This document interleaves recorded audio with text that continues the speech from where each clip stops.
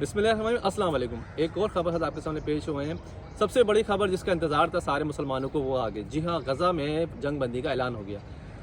Qatar media ने उन्होंने भी तस्दीक कर दी है, यानी कतर हुकूमत ने भी तस्दीक कर दी है कि इसराइल और गज़ा के दरमियान जो है, हमास के दरमियान जो है तकरीबन जो है मुआहिदा जो है उस पर अमल दरामद शुरू हो गया। ये मुआहिदा जो है इस पर अमल दरामद आज सुबह यानी कि पाकिस्तानी वक्त के मुताबिक सुबह 11:30 बजे अमल होना था, लेकिन हमास की जानिब से जो इसराइल के जितने वो थे फ़ौजी थे उनके नामों की फहरिस्त नहीं दी गई थी, जिसकी बाद जो इसराइली फ़ौजी थी, इसराइली फ़ौज थे, उन्होंने हमला जारी रखा। और बाकायदा इस दौरान भी मैं बता दूं कि उन्होंने आज के दिन भी हमला करके तकरीबन 33 बच्चों के साथ 147 करीब जो है लोगों को शहीद कर दिया। यानी उन्होंने बोला जाने से आखिरी दिन था, चंद घंटे रह गए थे मुआहिदे के अंदर, इस दौरान भी वो लोग बाज ना आए। इसराइल जो था वो बाज नहीं आया और उसने मुसलमानों की बर्बियत पे अपना जो हमले थे वो जारी रखे, और इस दौरान कई लोग जो है आज भी मार दिए। अब अगर हम बताएं आपको मजमूई तौर पे 15 माह में अगर हम मजमूई तादाद जो इस फ़लस्तीनी मीडिया के मुताबिक बताई गई है, तकरीबन 47,800 या कुछ के करीब जो है ना लोग जो है शहीद हो चुके हैं इसके अंदर, और हज़ारों बच्चे भी शामिल हैं। ये सब जो है इसराइल की जो जितनी भी उसने बमबारी की थी, यानी दुनिया का उसने जदीद तरीन असला जो है वो मज़लूम निहत्ते फ़लस्तीनियों पे उसने इस्तेमाल किया। हर तरह का असला भी इस्तेमाल किया, गोला बारूद इस्तेमाल किया, और इस तरह उसने अपने असले को यानी कि चेक भी किया कि वो किस तरह अमल करता है और किस तरह काम करता है।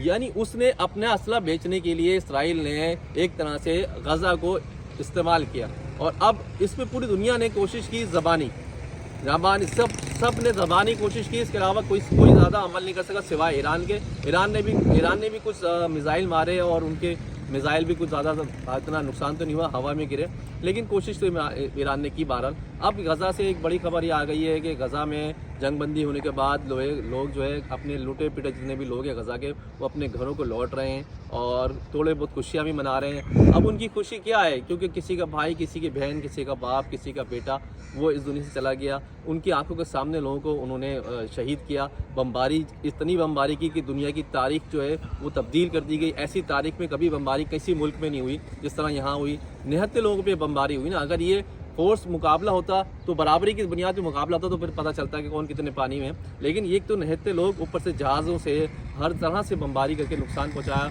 और तकरीबन 47-48 हज़ार जो है लोगों को शहीद कर दिया। अब खुशी की बात यह है कि हमें तो खुशी है, लेकिन यहाँ पे एक सवाल है कि क्या ये जो मुआहिदा हुआ है इनके यहूदी यानी कि इसराइलियों से हमास का, अगर हमास तमाम मुल्ज़िमान को रिहा कर देता है, ख़ासतौर पर तमाम मुल्ज़िमान से तमाम इसराइली फ़ौजियों को जो उन्होंने गिरफ़्तार किए हुए हैं, वो अगर रिहा कर देता है, जिसमें 4-5 ख़वातीन भी शामिल है फ़ौजियों की, तो क्या वो इसराइल बाज आएगा?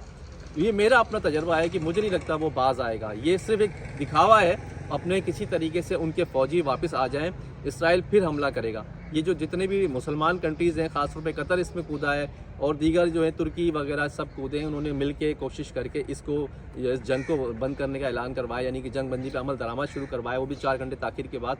लेकिन बताने मकसद है क्या इस पे अमल होगा नहीं होगा, ये एक सवाल है। ये मैं छोड़ के जा रहा हूँ, आप इसमें कमेंट्स बता सकते हैं, क्योंकि मुझे नहीं लगता कि ये इस पे अमल होगा, क्योंकि ये इसराइल के ऊपर कोई भरोसा नहीं है, तो यहाँ उन पर कभी भरोसा नहीं कर सकता, क्योंकि वो एक तरह से जल्लाद है, उसने कितने हज़ारों लोगों को शहीद कर दिया। तो अभी तक ये अपडेट है कि गज़ा और यानी कि हमास और इसराइल के दरमियान जंग बंदी पे मुआहिदा हो गया, उस पर अमल दरामद शुरू हो गया। अभी अमल दरामद कितने दिन, कितने घंटे बरकरार रहता है, ये है सवाल। इस पर आप ज़रूर जवाब दीजिएगा। नेक्स्ट वीडियो अपने मेज़बान जावेद साथी को इजाज़त दीजिएगा। अल्लाह हाफिज़।